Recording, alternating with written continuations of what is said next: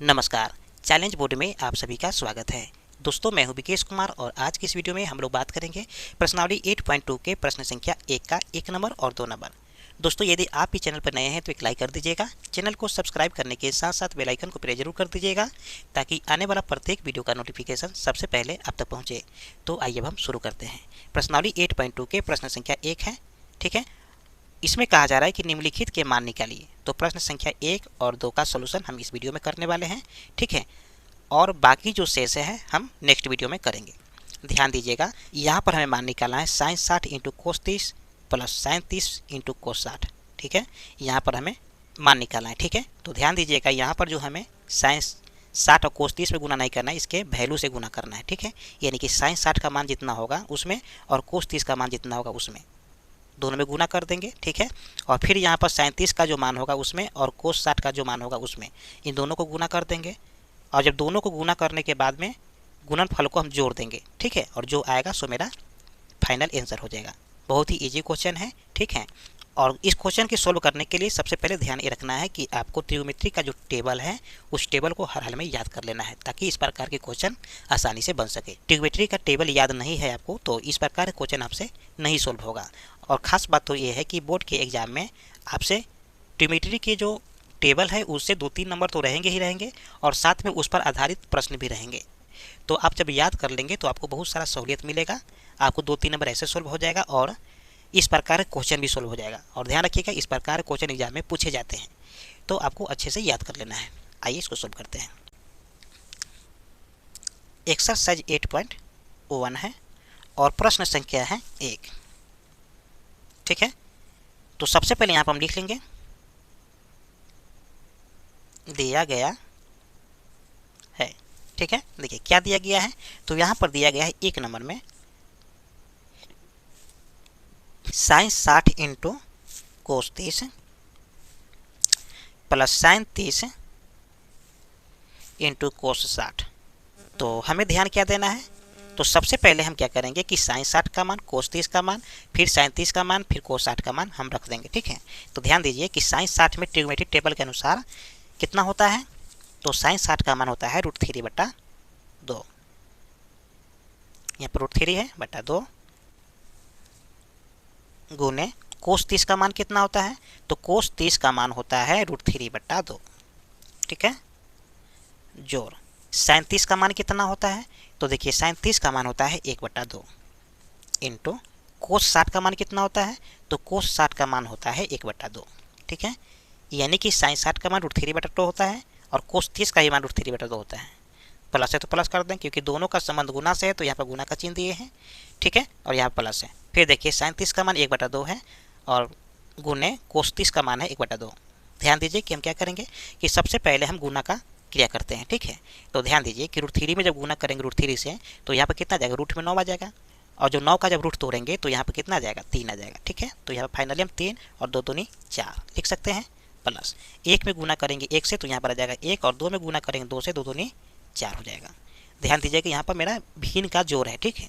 तो इसको हम क्या करेंगे, एलसीएम ले लेंगे तो 4 आ जाएगा एलसीएम।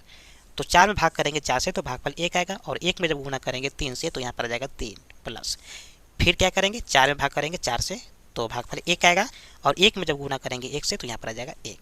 ध्यान दीजिए 3 और 1 को जब जोड़ेंगे तो यहाँ पर आ जाएगा 4 और बट्टा में 4 है तो 4 से 4 कैंसिल हो जाएगा एक बार में। तो फाइनली हमें कितना गया, 1 आ गया आंसर, ठीक है।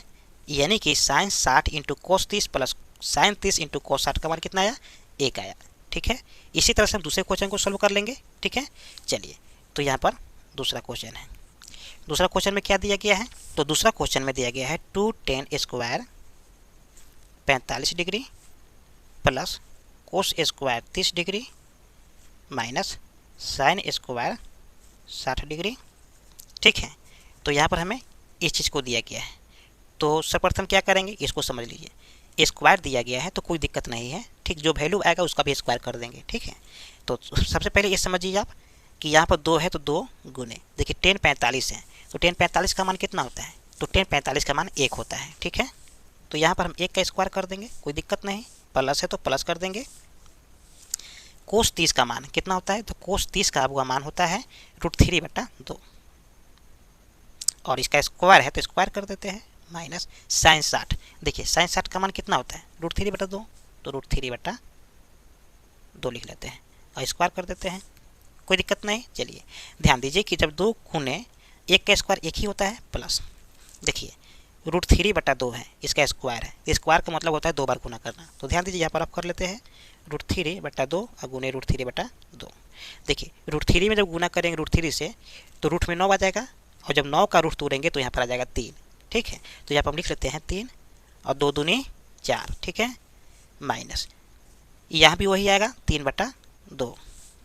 ठीक है, चलिए अब देखिए क्या करेंगे कि 2 में गुना करेंगे 1 से तो कितना आएगा, 2 आ जाएगा, अब प्लस 3/4 माइनस 3 यहाँ भी 3/4 होगा। ठीक है, क्योंकि यहाँ क्या है 2 है, और 3/4 बटा में 1 ले लेते हैं, और इसका भी हम एलसीएम ले लेंगे। तो इसका एलसीएम कितना का 4 आ जाएगा। देखिए 1 से भाग करेंगे 4 में तो भागफल 4 आएगा, तो 4 में जब गुना करेंगे 2 से कितना आ जाएगा, 8 आ जाएगा, प्लस 4 एकम 4 तो 3 एकम 3, माइनस 4 एकम 4 तो 3 एकम 3।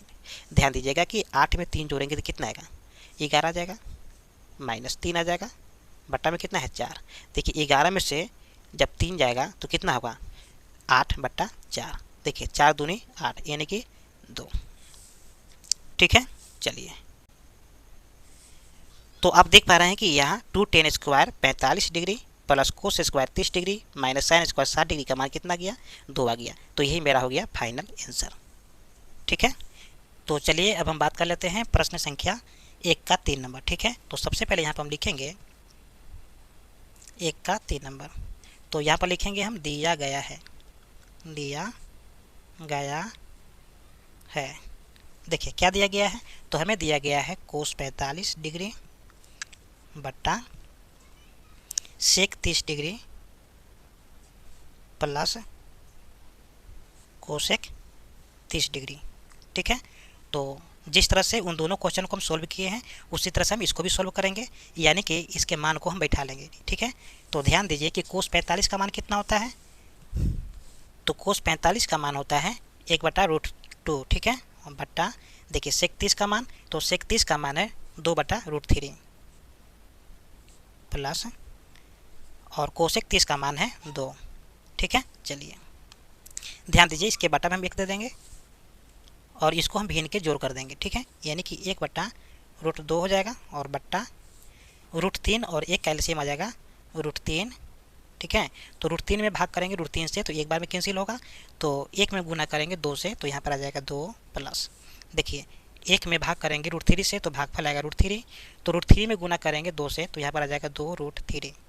ठीक है, अब क्या करेंगे कि इसको हम सोल्व कर लेंगे। ठीक है, तो यहाँ पर हो जाएगा 1/√2 गुने √3 चल जाएगा ऊपर में, तो यहाँ पर हो जाएगा √3/2 प्लस 2√3। ठीक है, चलिए अब दोस्तों क्या करेंगे कि यहाँ पर √3 में गुना करेंगे 1 से तो यहाँ पर आ जाएगा √3 बट्टा इन दोनों में से क्या करेंगे 2 को कॉमन ले लेंगे। ठीक है, तो यहाँ पर हो जाएगा 2 गुने 2 कॉमन ले लिए तो यहाँ पर आ जाएगा 2 और यहाँ पर बच जाएगा 1 प्लस √3। ठीक है, अब दोस्तों क्या करेंगे कि इसको हम हर परिमेयकरण कर देंगे। ठीक है, तो ध्यान दीजिएगा कि हर परिमेयकरण करने से पहले हम यहाँ पर लिखते हैं हर का परिमेयकरण करने पर। ठीक है, तो यहाँ पर लिखेंगे हर का परिमेयकरण करने पर।